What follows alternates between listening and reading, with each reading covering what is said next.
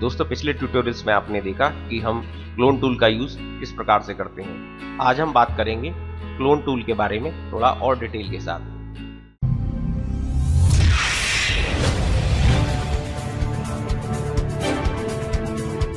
Photoshop में आज हम विस्तार से चर्चा करेंगे क्लोन स्टैम्प टूल के बारे में और इसके फंक्शंस के बारे में।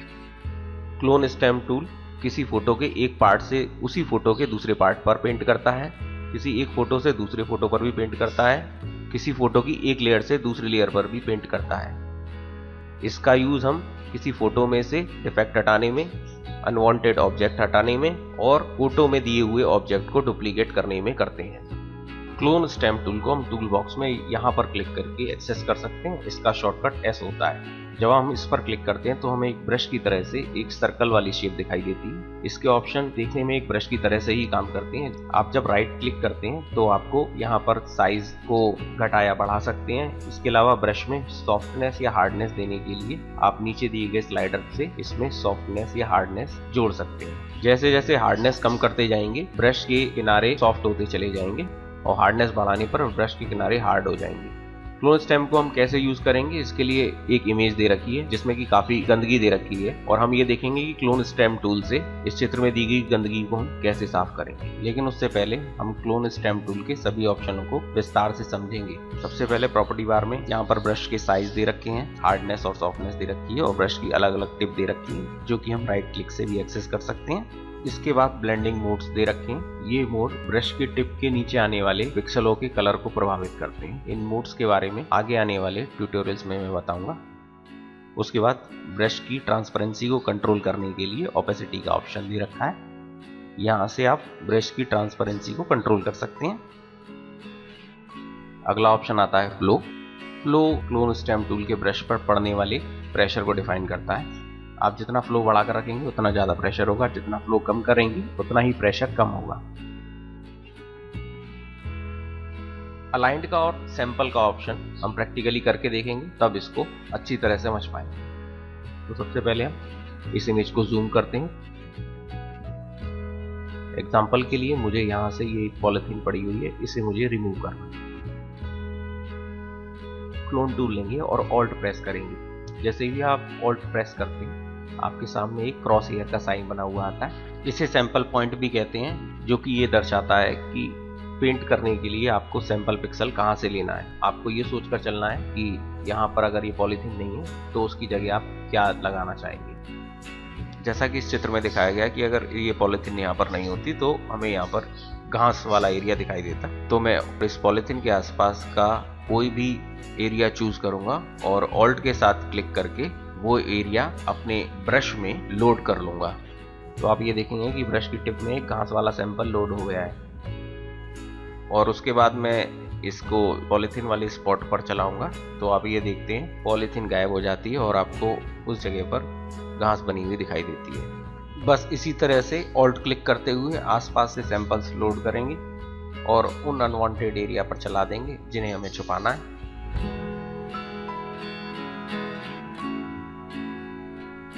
यहाँ पर यह भी समझने वाली बात है कि ब्रश की टिप को आप हार्ड या सॉफ्ट जैसे जैसे प्रयोग करना चाहें वैसे प्रयोग कर सकते हैं। अगर आप ब्रश की टिप को हार्ड लेकर यूज करते हैं तो रिजल्ट कुछ इस तरह का दिखाई देगा।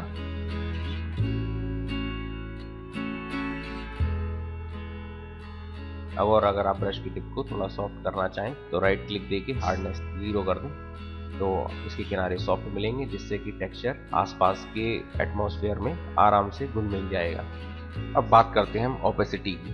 ओपेसिटी स्लाइडर का यूज जो सोर्स ऑल्ट क्लिक करके लेते हैं उसे ट्रांसपेरेंट या सेमी ट्रांसपेरेंट करने के लिए यूज करते हैं। एग्जांपल के लिए मेरे पास जैसे ये पैकेट है, इसे सोर्स बनाऊंगा ऑल्ट क्लिक करके और उसके बाद मैं इसकी ओपेसिटी को मान लीजिए मैं कुछ कम कर देता हूँ और उसके बाद जब मैं इसको चलाऊंगा तो आप ये देखते हैं ये ट्रांसपेरेंट रिजल्ट आया है, जिसमें कि नीचे वाला टेक्सचर भी और ऊपर वाला सोर्स भी मिक्स किया हुआ आया है। इस तरह से ओपेसिटी का यूज किया जाता है। इसी तरह से बात करते हैं फ्लो की। फ्लो ब्रश की टिप के प्रेशर को दिखाता है। आपने ब्रश का फ्लो 100 ले रखा है तो रिजल्ट नॉर्मल दिखाई देगा, लेकिन जैसे जैसे आप ब्रश का फ्लो कम करते चले जाएंगे ब्रश की जो टिप है वो सॉफ्ट रिजल्ट देगी। एग्जांपल के लिए वही उसी एग्जांपल से लेते हैं, मैंने इसको लिया और इसको इस पर चलाया तो आप ये देखते हैं कि इसके किनारे सॉफ्ट दिखाई देंगे। यही फ्लो अगर मैं और सॉफ्ट कर दूं और यहीं से यूँ, तो अब जो रिजल्ट है वो थोड़ा धुंधला दिखाई देगा। अब बात करते हैं अलाइन ऑप्शन। अलाइन का ऑप्शन आपके सैंपल पॉइंट से हमेशा सीध बना कर रखता है। बस एक बार ऑल्ट के साथ आपको क्लिक करना है और उसके बाद भले ही आप एक बार क्लिक करके छोड़ दें, उसके बाद हमेशा से वो उस सैंपल पॉइंट से सीध बना कर रखेगा। जब आप ऑल्ट क्लिक करके कोई सैंपल पॉइंट लेते हैं, जैसे मैं यहाँ से ऑल्ट क्लिक करके ये सैंपल पॉइंट लेता हूँ, उसके बाद इसे किसी दूसरे डेस्टिनेशन पर चलाता हूँ और उसके बाद क्लिक को छोड़ देता हूँ, तो ये यहीं रिज्यूम हो जाएगा, यानी वहीं से सीध बनाकर चलेगा जहां से मैंने इसे छोड़ा है। तो आप ये देखिए कि अलाइन होने की वजह से एक बार क्लिक करने के बाद दोबारा भी आप कभी भी कितनी भी दूरी से जब आप इसे क्लिक करेंगे और जब मिलाएंगे तो आपको इस तरह से रिजल्ट मिला हुआ दिखाई देगा। ये अलाइन ऑन करने का फायदा है। लेकिन अगर आप अलाइंड ऑप्शन को ऑफ कर देते हैं तो ये हमेशा वहीं से शुरुआत करता है जहां पर ऑल्ट क्लिक करके आपने सैंपल पॉइंट लिया, यानी हर बार क्लिक करने पर आपको वही सेम सैंपल पॉइंट मिलता है जो आपने ऑल्ट क्लिक दबा कर लिया है। एग्जांपल के लिए मैंने यहाँ पर इस पोल पे ऑल्ट क्लिक किया है, उसके बाद ये देखिए मैंने यहाँ पर इसको पेंट कर दिया।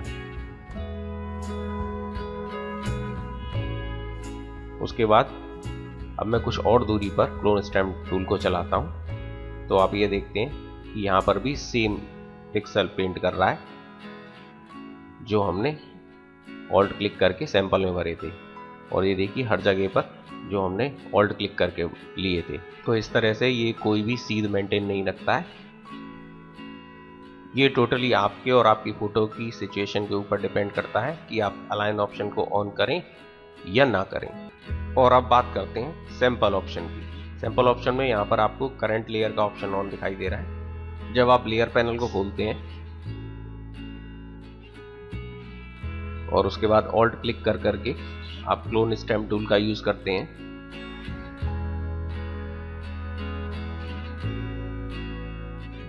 यहाँ पर समझने वाली बात यह है कि आप जो भी क्लोनिंग कर रहे हैं वो सभी एक ही लेयर पर कर रहे हैं। तो इस तरह की सिचुएशन में मेरे पास कोई बैकअप नहीं है। इस तरह के मेथड को सेफ नहीं माना जाता है, क्योंकि मैं सारा काम मेन लेयर पर कर रहा हूँ। अगर मुझसे कोई गलती हो जाए तो मेरे को वापस लौटना मुश्किल है, क्योंकि मेरे पास कोई बैकअप नहीं है।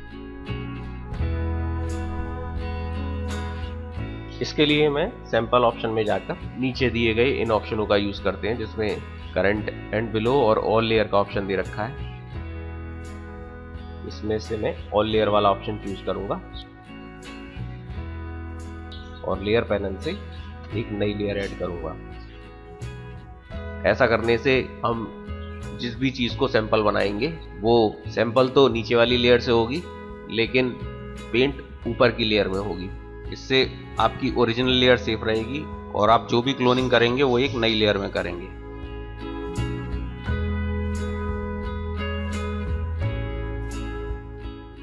आप क्लोन टूल को बारीकी से चलाने के लिए सिलेक्शन करके आप उसकी बाउंड्री भी डिसाइड कर सकते हैं, जिससे कि क्लोन टूल अपनी बाउंड्री के बाहर नहीं जाए। एग्जांपल के लिए जैसे इस नदी के किनारे पर जो गंदगी दिखाई दे रही है उसे साफ करना है, तो जितने एरिया पर आपको क्लोनिंग करनी है वहाँ किसी भी सिलेक्शन टूल से, माना कि इस चित्र में मैंने पॉलीगन लेसर टूल ले लिया है और उससे पहले जितने एरिया पर मुझको क्लोनिंग करनी है वो एरिया सेलेक्ट कर लूंगा और उसके बाद एक सैंपल पॉइंट लेकर क्लोनिंग करूंगा।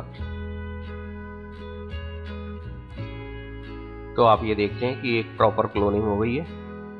इसी तरह से बाकी के एरिया में से भी उन अनचाहे ऑब्जेक्टों को हटाएंगे जो हमारे फोटो को खराब कर रहे हैं।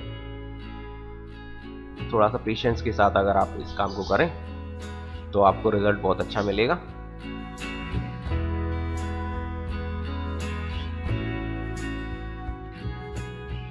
और ये हमारा फाइनल रिजल्ट है, ये देखिए। तो आज हमने सीखा कि क्लोन स्टैम्प टूल का यूज हम किस तरह से कर सकते हैं।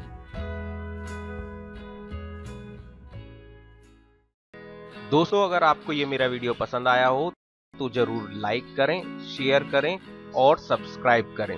आप मुझे फेसबुक पर भी फॉलो कर सकते हैं इस लिंक पर। Till then keep watching and keep sharing. Thank you.